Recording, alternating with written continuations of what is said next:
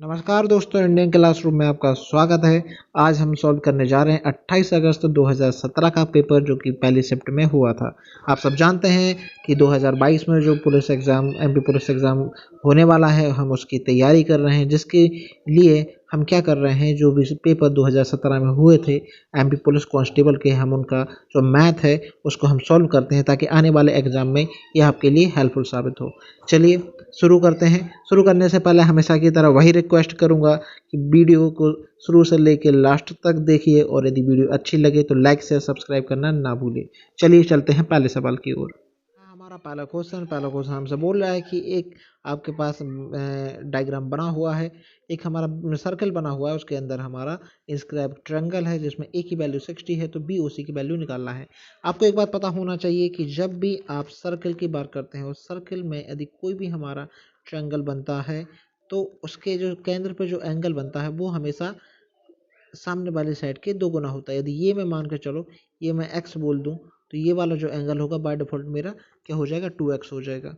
यदि ये ऐसा एंगल बनता कि ये मान के चलिए हमारा ऐसा दिया होता, ये इस प्रकार से होता, ये और ये, यदि इस एंगल के बारे में बात की होती, यदि ये एंगल मेरा थीटा होता तो ये एंगल मेरा कितना हो जाएगा, 2 थीटा हो जाएगा। आप चाहे किसी भी प्रकार से बना लीजिए, कहीं भी बना लीजिए। तो हमारा जो आर्क, हमारा जो कॉर्ड पे बना हुआ एंगल होता है वो सेंटर पे बने हुए एंगल से आधा होता है, या फिर उसका उल्टा बोलें तो हमारा जो सेंटर पे एंगल बना होता है वो हमारे कॉर्ड पे बने हुए एंगल से कितना होता है, 2 गुना होता है। तो ठीक है, अब यहाँ पे ए की वैल्यू यदि यहाँ पे हमारी दी है 60, तो इसकी वैल्यू हमारी बाय डिफॉल्ट कितनी हो जाएगी, इसकी 2 गुनी कितनी हो जाएगी, 120। ये हमारा आंसर हो जाएगा। आई होप आपको समझ आया होगा। चलिए अगले वाले क्वेश्चन पे चलते हैं। सेकंड वाला क्वेश्चन हमसे क्या बोल रहा है, अगला क्वेश्चन हमसे ये बोल रहा है कि इसको आपको सॉल्व करना है और आपको पता है कि इसमें हमारे क्या है, आधार समान दिए हुए हैं, मतलब बेस समान है, तो जितनी भी पावर है वो ऐड हो जाएंगी। तो सारी पावर को ऐड कर दीजिए, तो ए की पावर हमारा x minus y plus y minus z plus z minus x हो जाएगा। एक प्लस का एक्स, माइनस का एक्स, माइनस का वाई, प्लस का वाई, माइनस का जेड, प्लस का जेड। तो हमारे पास कितना बचा, ए की पावर 0। और जब भी किसी भी नंबर की पावर 0 होती है तो वो हमारी 1 में कन्वर्ट हो जाती है। तो हमारा आंसर कितना हो जाएगा, 1। आई होप आपको समझ आया होगा। ये हमारा आंसर हुआ। अगले क्वेश्चन की तरफ चलते हैं। अगला क्वेश्चन हमसे ये कह रहा है कि दिए गए चित्र में दो समांतर रेखाएं एक तिर्यक रेखा को प्रतिच्छेदित करती हैं। यदि ये इन दोनों की वैल्यू यदि 30 है तो एंगल 2 बताइए। ये एक्चुअली ये ऐसा नहीं, ऐसा बना हुआ है, मैं आपको बना दे रहा हूँ। ये मेरा एंगल और ये एक मेरा एंगल है, ये मेरा एंगल फर्स्ट है और ये मेरा एंगल 2 है। इन दोनों की जो वैल्यू दी हुई है, एंगल फर्स्ट माइनस एंगल 2 की जो वैल्यू दी हुई है वो कितनी दी हुई है, 30 दी हुई है। आपको मैंने पहले ही बताया है कि लाइन पर यदि मेरा कोई एंगल बनता है तो वो एंगल कितने का होता है, 180 का होता है। ये वाला जो है हमें दिया हुआ है और हमें एक प्रॉपर्टी पता है कि एंगल फर्स्ट जो है एंगल सेकंड के, एक्चुअली सॉरी ये माइनस आगे पीछे कर दिया मैंने, एक मिनट इसको मैं सही कर दे रहा हूँ। एक मिनट उससे कोई अंतर नहीं पड़ेगा, लेकिन जो दिया है अपन वही कर लेते हैं। अपन को क्या दिया हुआ है कि angle first minus angle 2 is equal to 30 दिया हुआ है, ठीक है, इज इक्वल टू 30 दिया हुआ है। और हमें एक प्रॉपर्टी पता होती है कि हमारे जो भी लाइन पे एंगल बनते हैं उनका जो एडिशन होता है वो कितना होता है, वो हमारा 180 होता है। ये मैंने बहुत सारी वीडियो में आपने पहले भी बताया। इसको सॉल्व कर लीजिए, ये दोनों आपस में कट जाएंगे, यहाँ पे आ जाएगी, ये दोनों एंगल जुड़ जाएंगे तो ये हो जाएगा इतना, और ये दोनों जुड़ जाएंगे तो कितना हो जाएगा, 210। यहाँ से जब मैं 2 से इसको काटूंगा तो मेरी वैल्यू कितनी आएगी, 2 वन जा 2, 105 आ जाएगी। यदि एंगल एक मेरा 105 है तो दूसरा वाला एंगल मेरा कितना होना चाहिए, एंगल, ताकि ये 180 हो जाए, दूसरा वाला मेरा होना चाहिए 75। तो मेरा आंसर कितना आ जाएगा, 75। ये देखिए आंसर आ गया, मतलब ये समझ आया ना 75 कैसे आ गया। ठीक, चलिए अगले क्वेश्चन की तरफ चलते हैं। अगला क्वेश्चन हमसे क्या कह रहा है कि 1764 जो होता है मेरा रूट, अंडर रूट होता है कितना, 42 का, तो इसकी वैल्यू कितनी होगी। अब देखिए इसमें पॉइंट कितने के बाद लगा है, 1 2 3 4 के बाद लगा है, तो हमारा जो भी आंसर बाहर आएगा वो 2 के बाद पॉइंट लग जाएगा।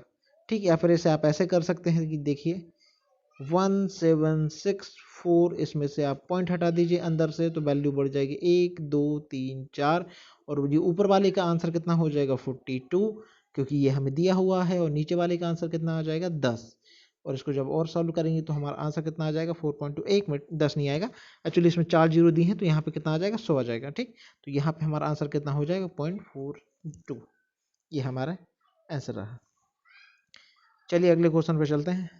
अगला क्वेश्चन हमसे क्या बोल रहा है, अगला क्वेश्चन हमसे बोल रहा है कि यदि ये बराबर 5 है तो आपको इसकी वैल्यू निकालना है। आप एक बात हमेशा याद रखिए, जब भी आपको दिया हो x plus 1/x is equal to a मतलब कुछ भी हो सकता है, मेरी कोई भी वैल्यू हो सकती है। यदि कभी ऐसा आ जाए दिया हुआ है और आपसे कभी ऐसा पूछा है x प्लस 1/x² प्लस के फॉर्म में पूछा है, तो उसका आंसर हमारा हो जाता है a² - 2। आप इसको याद कर रख लीजिए इस कंडीशन को, इससे आपकी स्पीड तेज हो जाएगी और आप डायरेक्टली आंसर निकाल सकते हैं।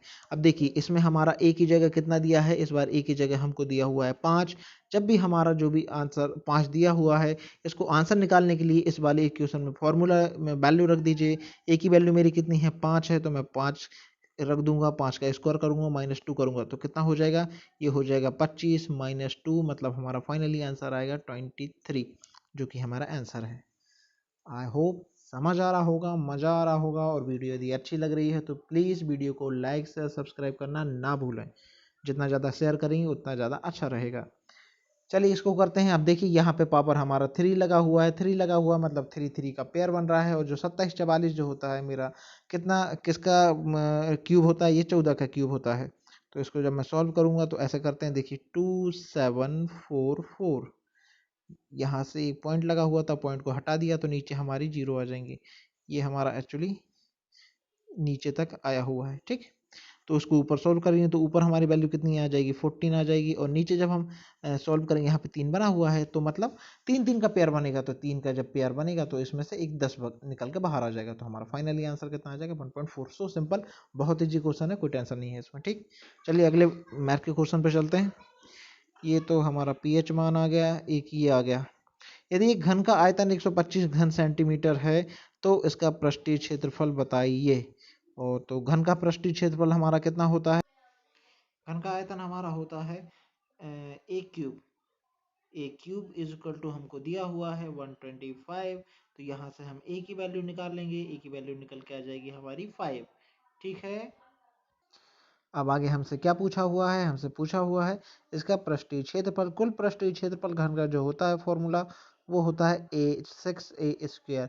तो इसमें वैल्यू रख दो 6, a की जगह हमको रखेंगे 5, 5 का स्क्वायर है, इसका मतलब हम 5 का 2 बार मल्टीप्लाई कर देंगे, तो 5 5 जा 25, 25 6 जा होता है 150। This is our answer. वाह, ये आंसर आ गया। चलिए नेक्स्ट क्वेश्चन की तरफ चलते हैं। ये दिया हुआ, यदि 3 प्रेक्षण, प्रेक्षण क्या होता है ऑब्जर्वेशन, यदि 3 ऑब्जर्वेशन 80 82 70 है और चौथा पांचवें प्रेक्षण का 2 गुना है, तो और इनका औसत 95 है, तो 2 प्रेक्षण कौन कौन से होंगे। तो इसमें हमें देखना है कि जो भी हमारे ऑप्शन में 2 गुना दिया होगा वो हमारा आंसर हो जाएगा। तो पहले ऑप्शन में भी दिया है, इसमें भी दिया है, इसमें अच्छा सब में दिया हुआ है, चलो कोई बात नहीं। हम नंबर लिखते हैं, 80 लिखा, दूसरा हमने 82 लिखा, तीसरा हमने 70 लिखा। अब देखिए हमारा जो भी आंसर आ रहा है वो आंसर हमारा आ रहा है 95, मतलब इनसे नंबर इनसे ज़्यादा आ रहा है, तो 70 वाला तो हमारा आंसर नहीं होगा, मतलब 70 के तुरंत बाद वाला हमारा आंसर नहीं होगा। हमारा आंसर जो भी होगा वो क्या होना चाहिए, 70 से बड़ा ही होना चाहिए। ठीक ना, चलिए अब हम इसे कैसे कर सकते हैं, इसके 2 तरीके हैं करने के, देखिए मैं बताता हूँ। इसे सीधे जोड़ दीजिए, ये रहा हमारा प्लस किया, ये प्लस किया, चौथा हमारा x होगा, तो चौथा पांचवे का 2 गुना है, सॉरी सॉरी, चौथा जो है वो पांचवे का 2 गुना है, तो चौथा हमारा कितना हो जाएगा 2x हो जाएगा, और पांचवा हमारा कितना हो जाएगा x हो जाएगा। कितने नंबर हैं 1 2 3 4 5, 5 नंबर हैं, इन सब का औसत दिया है 95। इसको जब आप सॉल्व करेंगे तो फाइनली आपकी x की वैल्यू जो निकल कर आएगी वो कितनी आ जाएगी 81। एक्चुअली मैं पहले ये कर चुका हूँ इसलिए, तो ये हमारा आंसर हो जाएगा। चलिए अगला वाला देखते हैं। नेक्स्ट वाला हमारा क्या दिया है कि 12% वार्षिक चक्रवृद्धि ब्याज की दर पर 2 वर्ष की अवधि के लिए इतनी हो जाती है, तो वह राशि क्या है, हमसे राशि पूछी हुई है। तो 12% की बात हो रही है, 2 साल बढ़ रहा है, तो 12% को हम कैसे लिख सकते हैं, 12% को जब हम आगे सिंप्लीफाई करते हैं तो वो हमारा कितना हो जाता है 12/100। इसे हम 4 से उड़ा देते हैं, तो 4 तिया 12, और ये हो जाएगा नीचे 25। तो ओरिजिनल वैल्यू हमारी कितनी है 25 है, 25 की वैल्यू कितनी हो रही है, 3 बढ़ा दो, 25 से वैल्यू 28 हो रही है, 25 से वैल्यू हमारी कितनी हो रही है, 28 हो रही है। ठीक, तो 25 का मल्टीप्लाई कर दो तो 625 हो जाएगा। और जब 28 के जब हम मल्टीप्लाई करते हैं तो हमारा कितना आता है, 28 का मल्टीप्लाई करने पे हमारा आता है 784। ठीक, तो 784 बराबर हमको कितना दिया हुआ है, 784 बराबर हमको दिया हुआ है 2508.80, ये हमको दिया हुआ है। तो इसमें हम क्या करेंगे, इसमें हम डिवाइड लगा देंगे, किसका डिवाइड लगा देंगे, हम डिवाइड लगा देंगे 784 से। जब हम इसमें 784 से डिवाइड लगाएंगे तो हमारे पास जो फाइनल वैल्यू, एक मिनट, जो हमारे पास फाइनल वैल्यू आएगी वो हमारे पास कितनी आ जाएगी, वो आ जाएगी 3.2 के बराबर। इसको मैं ऊपर लिखता हूँ, ठीक, याद रखना।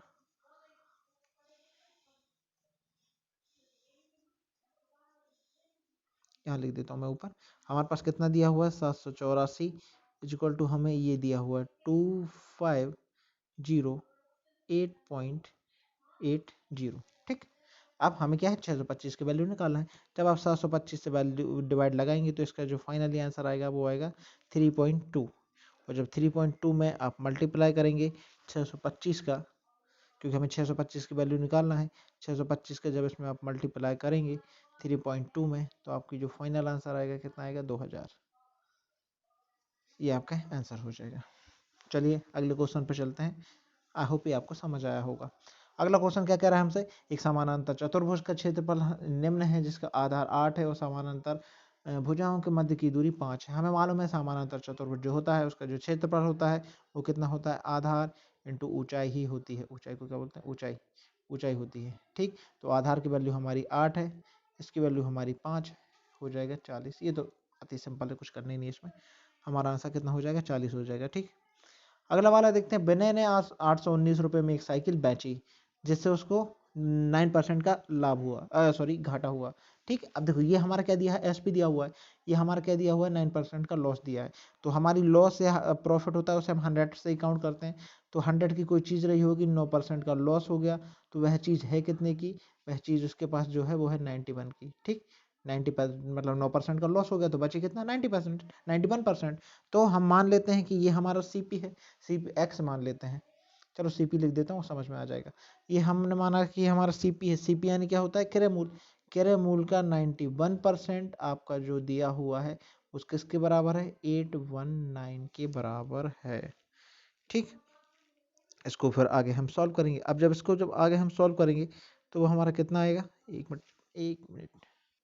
ठीक है, जब हम यहाँ से सीपी निकालेंगे, आप क्या करो 100 को उधर ले जाओ तो ये हो जाएगा 819। अच्छा, इसको मैं थोड़ा ऊपर करता हूँ, ये हमारा कितना हो जाएगा, ये हमारा हो जाएगा 819 मल्टीप्लाई बाय 100 डिवाइड में कितना आ जाएगा 91। इससे ये कट जाएगा 9 बार और हमारा फाइनली सीपी कितना आ जाएगा 900। 900 रुपये में वो चीज़ खरीदी होगी। अब वो क्या कह रहा है कि इसे कितने मूल्य पे बेचा जाए कि इसे 5% का फायदा हो जाए, ये 5% का लाभ हो जाए। तो 5% का लाभ करने के लिए आप क्या करो, 900 मल्टीप्लाई बाय 105 निकाल दो। एक दो जीरो से दो जीरो कट, 9×45, मतलब 945 आपका आंसर आ जाएगा। सिंपल है, मतलब कोई भी टफ नहीं है, इसमें समझ में आ जाएगा। चलिए अगले क्वेश्चन पर चलते हैं। एक बार इसको मैं छोटा कर देता हूँ तो ये आपको सब दिख जाएगा। ये रहा पूरा क्वेश्चन। ठीक, चलिए चलते हैं नेक्स्ट क्वेश्चन पे। और अगला क्वेश्चन हमारा जो है मैथ्स का, ओके, ये दिया हुआ है कि 2x² + 5x + 3 को डिवाइड करना है आपको इससे। तो बताइए रिमाइंडर मतलब शेषफल क्या बचेगा। तो मैंने बोला है तो x + 1 दिया हुआ है, तो आप क्या करो, x = -1 रख दो, इसको 0 के बराबर मान लिया करो। और x की वैल्यू कितनी आ जाएगी, x की वैल्यू निकल के यही -1, तो जहाँ जहाँ x आएगा वहाँ -1 रख देना और आपका आंसर आ जाएगा। तो इसका आंसर 0 आ रहा है, कर लीजिए, हो जाएगा। ये देखिए, ये हम कैसे करेंगे, यदि एक चतुर्भुज के कोण 2, 4, 5, 7 के रेशियो में है तो सबसे बड़े कोण का माप बताइए। तो यहाँ पे सबसे बड़ा कोण क्या दिख रहा है, 5 दिख रहा है। देखो मैं लिख देता हूँ, 5 नहीं दिख रहा, सॉरी 7 दिख रहा है। ये हमारा कितना है 7 दिया हुआ है। वो बोले सबसे बड़े कोण की वैल्यू बताइए। तो देखिए जो भी आंसर होगा वो हमारा 7 का ही मल्टीपल होगा। 40 क्या 7 से जाता है? नहीं जाता। 100 जाता है क्या? नहीं जाता। 145 जाता है? नहीं जाता। बचा क्या? 140। वैसे ही आंसर आ जाएगा, 140 आंसर है। ठीक, अगले क्वेश्चन की तरफ चलते हैं। ये वाला करते हैं। अच्छा ये हमारा, ये थोड़ा बढ़िया लग रहा है। इसमें हमारा क्या दे रहा है? हमसे ये बोल रहा है कि आपका जो है एक रैम्बस रैम्बस दिया हुआ है, समचतुर्भुज दिया हुआ है। समचतुर्भुज में ये हमारा इसमें क्या होगा? एक समचतुर्भुज बना लो। ऐसे आपने एक समचतुर्भुज बना लिया। ठीक, इसके जो विकर्ण होते हैं वो एक दूसरे को 90 पे काटते हैं। ठीक, ये मेरा ए हो गया, ये मेरा बी हो गया, ये मेरा सी हो गया, ये मेरा डी हो गया। अब इन्हें क्या बोला है कि ए सी की वैल्यू कितनी है? 12 है। मैं कलर चेंज करता हूँ। ए सी की जो वैल्यू है ये 12 है। तो आधी कितनी हो जाएगी? ये आधा मैंने कितना मान लिया? आधा मेरा 6 हो जाएगा, बाकी का बचा हुआ भी 6 हो जाएगा। ठीक, बी डी की वैल्यू कितनी है? 16 है। 16 है तो आधी, आधी में क्या कर लेता हूँ? आधी ये वाली मैंने 8 मान ली, ये 8 हो गई और ये भी 8 हो जाएगी। 16 है, 16 का आधा कर दिया कुल मिला के। अब वो बोला ए बी की लंबाई बताओ। आपको ये निकालना है, ये वाली आपको निकालना है ये। ठीक, अब मैंने आपको क्या बोला कि जो मेरा ये होता है समचतुर्भुज होता है, इसके जो विकर्ण होते हैं वो 90 डिग्री पर, ये जो एंगल है ना वो 90 डिग्री पे एक दूसरे को काटते हैं। अब आपको एक साइड दी है 6, एक भुजा दी है 8, आपको तीसरी भुजा निकालनी है। तो तीसरी भुजा निकालने के लिए क्या करेंगे? पाइथागोरस थ्योरम लगा देंगे। अब पाइथागोरस थ्योरम में आपको ये पता होना चाहिए कि ये मेरी क्या चीज़ है। तो ये मेरी क्या हो जाएगी? ये हो जाएगा मेरा कर्ण, हाइपोटेनस। हाइपोटेनस क्यों हो जाएगा? क्योंकि ये मेरी 90 के सामने है और 90 के सामने वाली जो साइड होती है वो हाइपोटेनस कहलाती है। ठीक, तो ये मेरा क्या हो जाएगा? हाइपोटेनस हो जाएगा। तो पाइथागोरस थ्योरम लगा दीजिए। तो मैं लगा देता हूँ। X square is equal to 6 का स्क्वायर करेंगे तो कितना आ जाएगा? 36 आएगा। 8 का स्क्वायर करेंगे तो कितना आएगा? 64 आएगा। दोनों को जब हम जोड़ देंगे तो हमारा कितना आ जाएगा? ये आ जाएगा हमारा 100। और जब इसका हम रूट निकालेंगे, जब हम 100 का रूट निकालते हैं तो सबको पता है हमारा कितना आ जाएगा? 10 आ जाएगा। तो ये वैल्यू कितनी, एक्स की वैल्यू कितनी आ जाएगी? एक्स की वैल्यू आ जाएगी 10 और यही है हमारा आंसर। हो गया बस। चलिए चलते हैं अगले क्वेश्चन की तरफ। और उससे पहले यदि वीडियो आपको अच्छी लग रही है, समझ में आ रही है, हेल्पफुल लग रही है तो वीडियो को जल्दी से लाइक कर दो यार, और शेयर भी कर दो। सब्सक्राइब तो फिर करना ही करना है, यदि नहीं किया है तो वरना अच्छी अच्छी वीडियो छूट जाएंगी। ये वाला देखते हैं, इसमें हमको क्या करने का है। इसमें हमको करना है कि ऊपर हमारा दिया हुआ है 5x + 43 डिवाइडेड बाय 2 3x + 4। इस क्वेश्चन में हमें क्या करना है? सॉल्व करने का वो बोल रहे हैं तो डायरेक्टली आप सॉल्व कर दीजिए, कुछ मत कीजिए। एक मिनट, ये डिवाइड में है बराबर में? सॉरी सॉरी सॉरी, ये डिवाइड में नहीं है, बराबर में है। अच्छा इसमें तो फिर कुछ करना ही नहीं है यार। ये है, आप डायरेक्टली सॉल्व कर देना। ये 5x हो जाएगा, ये 2x वगैरह को ये तो कर देना, सिंपल है, इसमें कुछ भी नहीं है ना। अगला देखते हैं कुछ यदि और मैथ का बचा हुआ है, और हमारा मैथ का नहीं बचा है तो मैथ हमारी हो गई है पूर्ण रूप से समाप्त। तो वीडियो यदि आपको अच्छी लगी हो तो वीडियो को लाइक कर देना, शेयर कर देना, सब्सक्राइब कर देना और फिर घर पे रहना और पढ़ाई करते रहना। मिलते हैं अगली वीडियो में। Bye bye.